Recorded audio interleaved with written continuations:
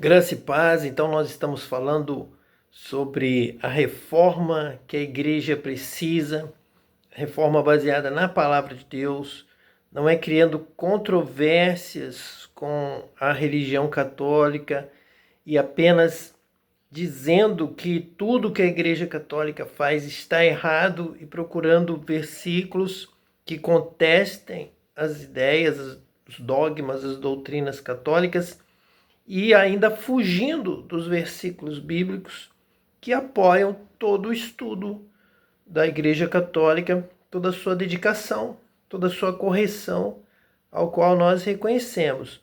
Então, essa nova reforma que a Igreja precisa, ela está baseada na palavra de Deus, na verdade, não na letra que mata, mas no Espírito, através do batismo com o Espírito Santo, com a revelação de Deus, estudando a palavra de Deus, trazendo a compreensão das Escrituras, na inspiração, no dom do Espírito Santo, dom acima de tudo, dom da palavra, dom de sabedoria, dom de ciência.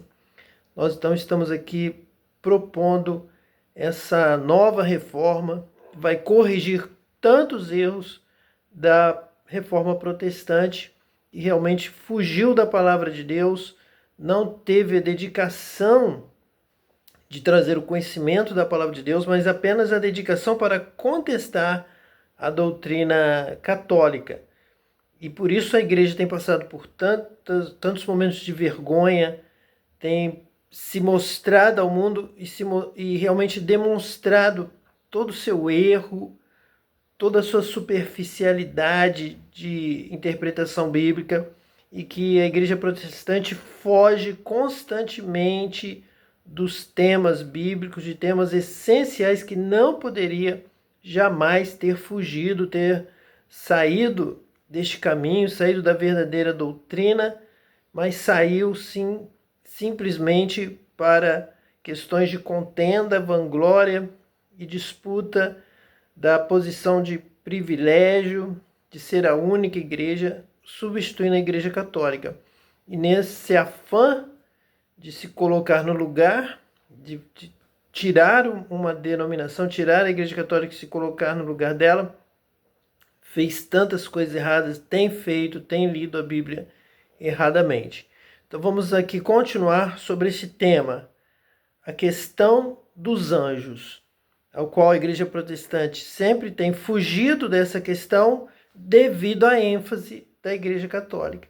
E nós já temos demonstrado aqui, já no último estudo, quão maravilhoso é compreender a ação dos anjos, a posição de Jesus acima dos anjos. Ele recebeu todo o poder no céu e na terra. Então todo joelho se dobrará nos céus, na terra, no mar, em todo lugar. Significa que Jesus reina sobre os exércitos celestiais, os exércitos de anjos, e que tem servido, tem trabalhado, tem ministrado, são espíritos ministradores que trabalham em favor daqueles que hão de herdar a salvação, estão presentes em toda a Bíblia, de Gênesis a Apocalipse. E os protestantes fogem de uma grande verdade, de uma grande realidade espiritual, e por isso têm agido de uma forma que não convence o mundo, não conquista, não está conseguindo mostrar Cristo ao mundo, porque é claro que estão errados, é claro que não fazem corretamente a leitura, é claro que não há uma autêntica sinceridade na interpretação bíblica devido a questões de antagonismo contra a Igreja Católica. Então nós aqui estamos nessa direção do Espírito Santo, movidos pelo Espírito Santo, inspirados pelo Espírito Santo para falar da palavra de Deus com amor, procurando não agradar a homem, não agradar ou desagradar quem quer que seja, denominação que seja, mas simplesmente agradar a Deus e falar a verdade, temer a Deus e agir com sinceridade, com honestidade, com a consciência tranquila, como nos ensina a palavra de Deus. Então, nós estamos observando o ministério dos anjos, que eles estão sempre atentos a tudo o que acontece aqui na terra, porque eles não têm preocupações com o clima, com as roupas, com o que comer, com o que beber. Eles não estão ali em um ambiente de perigo constante como nós aqui na Terra. Então, eles realmente são espíritos ministradores servindo a Deus para nos ajudar, para nos livrar dos perigos que são inerentes à vida material, à vida aqui na Terra. Então, os anjos estão ali prontos para nos guardar, para antecipar situações de dificuldade, de problema, de dúvida, da morte. E nós temos um ministério que nos foi confiado por Deus. Deus tem um plano em nossa vida, Deus tem propósito, e os anjos nos guardam, os anjos vigiam, cuidam de nós, para que não venhamos a perecer antes que se cumpra em nossa vida toda a vontade de Deus, tudo aquilo que Deus tem planejado para nós. Então nós temos aí o ministério rico, ativo, constante dos anjos. Jesus assentou-se à direita do Pai, recebeu todo o poder no céu e na terra, abriu o ser e começou a dar ordem aos anjos. Vemos ali no Apocalipse, esperamos novamente retornar ao estudo do Apocalipse e ver como que Jesus então passa a comandar o exército celestial, passa a reinar, e tudo em nosso favor, cuidando de nós, com os anjos servindo, os anjos subindo, descendo, os anjos ajudando, socorrendo. Então, dessa forma, nós vemos que os anjos estão ali apenas cuidando de nós, estão ali ministrando, adorando a Deus, servindo a Deus e nos observando para cuidar de nós. Eles também fazem um serviço que nós vamos iniciar agora, nesse segundo estudo, essa segunda etapa, segunda fase do estudo sobre a questão dos anjos. Os anjos, eles estão nos acompanhando. Então, eles estão vendo situações de perigo para nos livrar, para guerrear em nosso favor, guardar a nossa vida aqui na Terra. Mas eles também estão num serviço como se estivessem coletando dados do nosso louvor, das nossas palavras, do que nós dizemos, da nossa sinceridade, da verdade, da honestidade, do amor. E os anjos estão constantemente com uma balança, estão nos avaliando constantemente o conteúdo da nossa palavra, o nosso serviço a Deus, a nossa fé em Deus, a nossa confiança em Deus, a nossa adoração a Deus. E também palavras ociosas, blasfêmias, mentiras, quando nós tomamos o nome de Deus em vão. Então também as nossas obras, como nós obedecemos a Deus, se obedecemos, se não obedecemos, quem somos nós? Então o anjo do Senhor está constantemente ao nosso redor para nos guardar.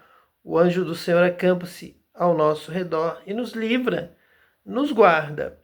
Mas ele também se afasta ou se entristece. A palavra de Deus diz que o Espírito Santo ele pode se entristecer. Nós podemos apagar o Espírito. Nós também podemos entristecer, de certa forma, os anjos, mas eles agem de uma forma mais objetiva do que o ser humano. Nós, quando estivemos ali na cidade dos anjos, fomos levados a perceber, a conhecer a ação do anjo, a reação do anjo. Ele é muito mais objetivo. O anjo, veja bem que revelação que o Espírito Santo tem nos dado aqui agora. O anjo ele vai executar o juízo de Deus sem os sentimentos que nós temos. Ele vai executar com muito maior objetividade, seja destruindo, como Sodoma e Gomorra, seja lançando na prisão, seja o que for, o anjo vai executar a vontade de Deus com uma objetividade tremenda. O homem ainda vai pensar, o homem ainda vai sentir alguma coisa, algum sentimento humano, ainda vai pensar, é meu conhecido, eu gosto dessa pessoa, eu tenho sentimentos. O anjo não tem esse tipo de sentimento. O anjo é completamente objetivo. Fez, merece, foi pesado na balança e achado em falta. Então vai perecer, vai ter a execução da lei, do sistema objetivo de Deus. Os anjos cumprem a ordem de Deus diretamente, com objetividade, sem pausa, sem o sentimento, sem os questionamentos que nós temos. O anjo não fica conversando, trocando ideias, será que é certo, será que não? O anjo ele cumpre com objetividade aquilo que Deus lhe manda fazer. E o Espírito Santo, então, ele tem nos revelado sobre isso, sobre essa forma como os anjos executam as coisas, de tal forma que um dia Tiago e João perguntaram a Jesus se poderiam mandar descer fogo do céu sobre uma cidade. E Jesus responde para os apóstolos naquele momento: vocês não sabem de que espírito vocês são. O que ele está dizendo? De que espírito vocês são? Justamente do anjo do Senhor, do anjo que vai abrir o mar e vai fechar o mar, e milhares de egípcios vão perecer e os primogênitos vão morrer, o anjo vai passar, e quem estiver como Deus mandou, obedecendo a Deus com a marca do sangue, estarão vivos e os outros estarão mortos, porque o anjo vai realizar aquilo. Então esse espírito que Jesus está dizendo ali para Tiago e João são os anjos de Deus, espíritos ministradores que estão por toda a terra. Pessoas estão morrendo a partir de um juízo e uma execução dos anjos. Pessoas estão sendo, neste momento, livres da morte, de acidentes, de enfermidades incuráveis para o homem, mas os anjos do Senhor estão agindo, estão guardando, estão livrando com objetividade, porque foram pesados na balança e estão livres. Enquanto homens ali na Babilônia estavam livres tanto da fornalha quanto dos leões, e o anjo do Senhor estava ali e fechou a boca dos leões, como o próprio rei estava sendo mandado para estar ali no mato, vivendo com os animais, perdendo toda a sua noção, toda a sua racionalidade, as unhas crescendo, o cabelo crescendo, e ele viveu como um animal, porque os anjos guardiões viram a situação do orgulho daquele homem e receberam a ordem e foram agir naquela situação. Então, Tiago, João queriam também agir como os anjos. Então não nos receberam, não nos trataram bem, vamos destruir com fogo do céu. Esse espírito que Jesus falou, vocês não sabem de que espírito vocês são. Porque essa é a atitude do anjo. O anjo não tem pena de milhares de almas. Mas o nosso espírito, a partir do momento do batismo com o Espírito Santo, aquele espírito que estava ali com Jesus, ele estava realmente, como ele mesmo disse, o Espírito do Senhor está sobre mim pelo que me ungiu. Então, para anunciar o ano aceitável do Senhor, é este espírito. É um espírito superior, é um espírito de amor, é um espírito de perdão, até 70 vezes 7, misericórdia, o que também será tema, vai continuar sendo tema da nossa reflexão. Então aqui nós estamos vendo realmente a participação, a presença, o ministério dos anjos na história, desde a palavra de Deus, Gênesis, Apocalipse, até os dias de hoje. Nós temos visto, Deus já tem nos mostrado, aberto nossos olhos para conhecer este ministério dos anjos. Então vamos aqui para Atos, capítulo 12. É o mesmo texto que nós lemos no último estudo. Veja no mesmo texto, pelo menos 3 referências ao ministério dos anjos já em Atos dos Apóstolos, já no Novo Testamento. Veja bem que interessante essa palavra, Atos 12, a partir do versículo de número 20. E Herodes estava irritado com os de Tiro e de Sidom, mas estes, vindo de comum acordo ter com ele, e obtendo a amizade de Blasto, que era o camarista do rei, pediam paz, porquanto o seu país se abastecia do país do rei. Vejam que situação. Um rei, Herodes, rei ali daquela região toda, reinava sobre a Judéia. Aqui Tiro e Sidom já ia para o lado do Líbano, da Síria. Então, uma grande região, descia até o Egito. Era o Império Romano dominando, e Herodes colocado como rei daquela região toda. Ele se irrita com os de Tiro e Sidom, que são do norte, da região já da Síria e do Líbano. Então, ele, irritado, ele vai deixar de fazer comércio. Ele vai fechar as portas para transações que interessassem aos de Tiro e aos de Sidom, porque estavam fazendo coisas que Herodes não concordava. Como ele era o rei, estava com todo o movimento das estradas, da Pax Romana, do comércio. Então, muitas coisas vão na direção de Herodes. Se Herodes fechasse as portas, se Herodes aumentasse a tarifa dos produtos de Tiro e de Sidom, tanto de importação quanto de exportação, os habitantes de Tiro e de Sidom iriam sofrer. Iria faltar alguma coisa que não tinha na sua terra, e o pouco, alguma coisa que eles produziam, eles já não conseguiriam comercializar, iria se estragar.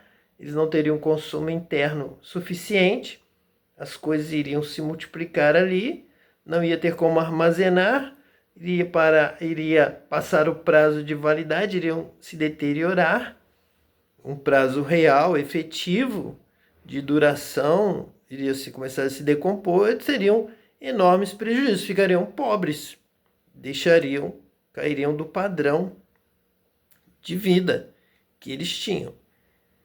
Então, eles foram negociar, vindo de comum acordo ter com ele. Então, se eles são dependentes de Herodes, de Roma, da circulação, do comércio, eles vão se humilhar. Eles não vão ter vergonha de ir negociar. Se tivesse telefone na época, iriam telefonar para Herodes, iriam conversar. Então, eles foram procurar um acordo com Herodes. Se nós dependemos de você, nós vamos procurar te agradar, vamos deixar de fazer alguma coisa que está te desagradando, vamos mudar alguma coisa que você quer que mude, vamos fazer um acordo, pois que nós nos abastecemos, diz aqui a palavra de Deus, pediam paz porquanto seu país se abastecia do país do rei. Então eles se humilharam, tinham uma amizade em comum. Blasto era o camarista do rei, era amigo das pessoas lá de Tiro e de Sidom, talvez tivesse saído de Tiro e Sidom e ido trabalhar lá na terra de Herodes, lá a partir de Roma, a partir de Cesareia, das principais cidades daquela região onde o rei Herodes estaria morando, e pediam paz. Veja que mensagem atual para os nossos dias. É o que está aqui na palavra de Deus, Atos 12, versículo 20. Então vem o versículo 21 que diz assim: E num dia designado, vestindo Herodes as vestes reais, estava sentado no tribunal e lhes fez um discurso. Então realmente Herodes já estava se sentindo o grande, importante, que fazia o que queria, determinava as leis, os cortes, os gastos, as compras, as tarifas, as vendas. Herodes estava ali com vestes reais, assentado no tribunal, toda a liderança, todas as autoridades de Tiro, de Sidom e talvez também de outras regiões estavam ali para negociar com ele, tudo de acordo com a vontade de Herodes, o grande Herodes, o poderoso Herodes, com vestes reais. Ele era rei de uma grande região. Ele atuava ali em favor de Roma, para Roma, dirigia o tribunal, estava sentado no tribunal, ele tinha o poder do tribunal, da decisão, do que é certo, do que pode, do que se deve falar, do que não se pode falar. Então ele julgava, condenava, absolvia, liberava, não deixava passar, cobrava impostos, aumentava os impostos, quando lhe agradava diminuía os impostos. Então, um grande poder, ele executava o poder a partir do tribunal. Assentado no tribunal, e lhes fez um discurso. E o povo exclamava: voz de Deus e não de homem, porque o povo vai bajular o que está no poder, para não ser punido, para ser tido como amigo do poderoso homem. Então, para ganhar benefícios, o povo exclamava: voz de Deus e não de homem. Exatamente como aconteceu com Nabucodonosor, levando o homem à loucura de se achar como Deus, voz de Deus. E Herodes, ele assimilou este elogio, essa exclamação do povo, de que realmente ele fazia o que queria como um Deus. Ele já era Deus naquele lugar. Todos obedeciam a sua voz. Ele foi crescendo, foram permitindo, ele chegou a essa posição e dentro do seu discurso, o conteúdo do seu discurso, com certeza expressava essa ideia, esse pensamento de que ele agora fazia tudo do jeito que ele queria e todos tinham que obedecê-lo, e todos os povos, não só ali da sua nação, mas de todas as nações, tinham que obedecê-lo. Então o povo percebeu isso. É uma realidade, voz de Deus e não de homem, em todos os aspectos, no tom, no poder, na autoridade, no conteúdo, na ordem, tudo que ele fazia parecia mais para Deus do que para o homem. Estava realmente se elevando muito mais. E no mesmo instante, versículo 23, e no mesmo instante feriu o anjo do Senhor, o feriu, porque não deu glória a Deus, e comido de bichos expirou. Então veja aqui aparecendo o anjo do Senhor, o qual agora vai nos levar, vai nos motivar a ir lá em Daniel, nos próximos estudos, o que aconteceu ali com os reis da Pérsia, da Babilônia, enquanto Daniel, seus amigos estavam ali naquele lugar, e a participação dos anjos do Senhor intervindo em questões políticas, imperiais, nacionais, em discursos do rei. Então o anjo do Senhor está próximo e está pesando, está atento à sua voz, ao que você fala. O anjo está dizendo: é isso? É mais isso? Você não, você será cortado. Você se elevou. Nós geralmente cantamos o salmo, proclamamos o salmo, oramos, exclamamos o salmo. Não a nós, Senhor, não a nós, mas ao teu nome da glória. Porque o próprio salmista já tinha essa revelação de Deus, de que aquele que se exalta será humilhado. E Deus envia o anjo para prender, para cortar, para lançar para a prisão, para os verdugos, como aconteceu ali na parábola do credor incompassivo. E Jesus disse que isso aconteceria conosco também. Se nós nos exaltássemos e não perdoássemos e não tivéssemos misericórdia, nós seríamos presos e trancados e seríamos lançados nas mãos dos verdugos, que são anjos, guardiões da humanidade. Então alguns se elevaram aí em impérios, em dominar o mundo, em construir muros, em construir prisões, em escravizar outras nações, em colocar pessoas para trabalhar sem salário, desde Faraó.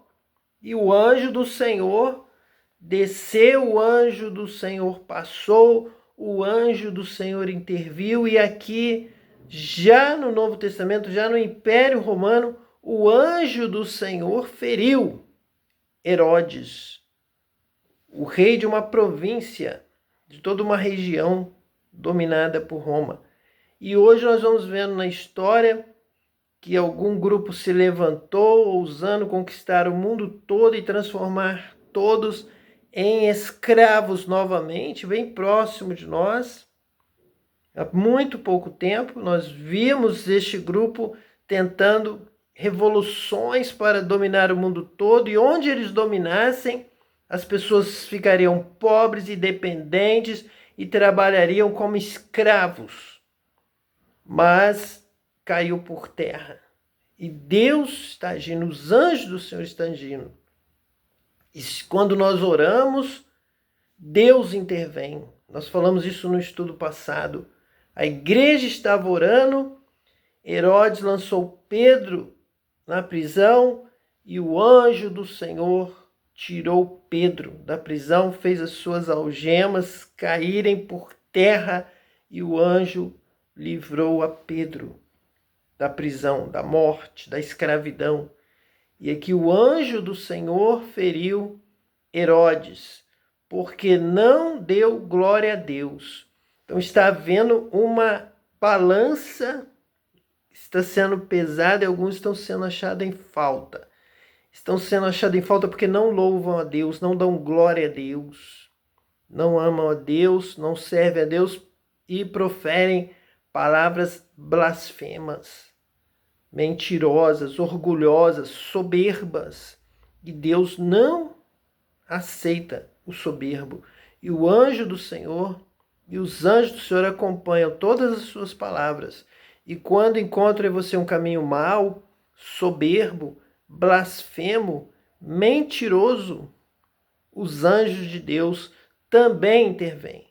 Então, tanto eles trabalham em nosso favor diretamente dos que hão de herdar a salvação, quanto se ao nosso redor, ao nosso derredor, há alguém que nos ameace, que blasfeme contra Deus, que vem o nosso trabalho, vem que nós damos glória a Deus, aleluia, e zombam de nós e falam o contrário e blasfemam contra Deus, os anjos do Senhor estão acampados, protegendo, e vão agir, vão ferir, vão lançar por terra, vão derrubar este projeto de iniquidade, esta mentalidade mentirosa, contrária a Deus, inimiga do povo de Deus, inimiga da obra de Deus.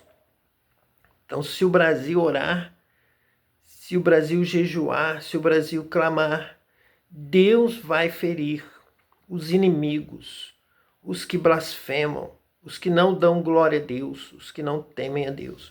Então, versículo 23, nós vamos ler novamente, diz assim: e no mesmo instante feriu o anjo do Senhor, porque não deu glória a Deus, e comido de bichos expirou.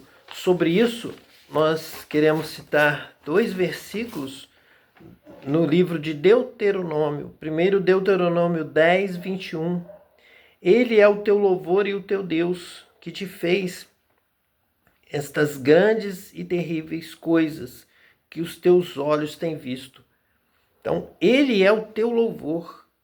O nosso louvor é fruto das obras de Deus, da presença de Deus, da ação de Deus, dos anjos de Deus que realizam coisas grandes e terríveis que o teu olhar tem visto, tem feito em nosso favor, tem agido. Ele abriu o mar, ele fez Israel passar, ele fechou o mar, destruiu o exército de Faraó, do Egito, que não podia mais perseguir Israel pelo deserto, porque estava afogado, pereceu no mar. Então Deus deu livramento, Deus guardou, Deus guiou com a nuvem, com o fogo, Deus alimentou o povo com o maná do céu. E o anjo do Senhor acompanhou Israel, abriu o mar. O anjo do Senhor matou os primogênitos do Egito, porque eles estavam sendo cruéis com o povo de Israel. O povo estava sofrendo a escravidão e o Egito não queria deixar Israel sair para celebrar a festa no deserto, para obedecer a Deus.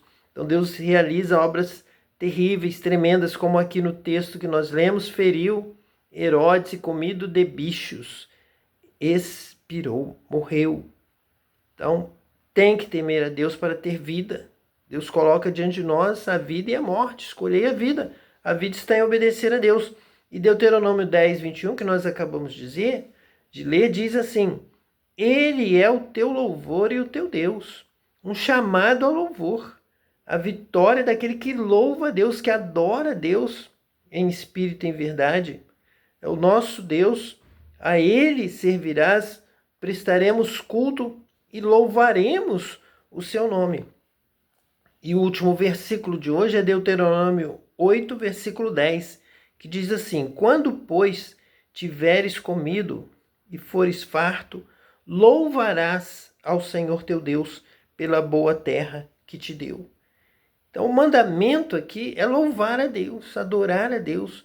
A igreja realmente se reúne, ela está correta, ela está fazendo certo, ela achou o caminho do louvor, da adoração, dos cânticos, louvar, bendizer ao Senhor em todo o tempo.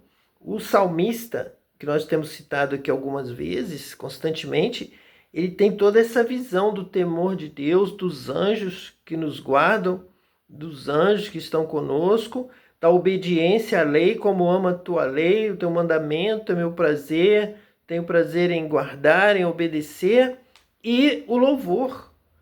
O meu louvor é fruto de um coração que te ama e que te bendize, e dando graças a Deus, dando louvores, entrando nos seus atos com ações de graça, dando constantemente louvor a Deus, graças a Deus, aprendendo, como o apóstolo Paulo também cita, em tudo dar graças, comendo o alimento com ações de graças, dando graças na hora do alimento.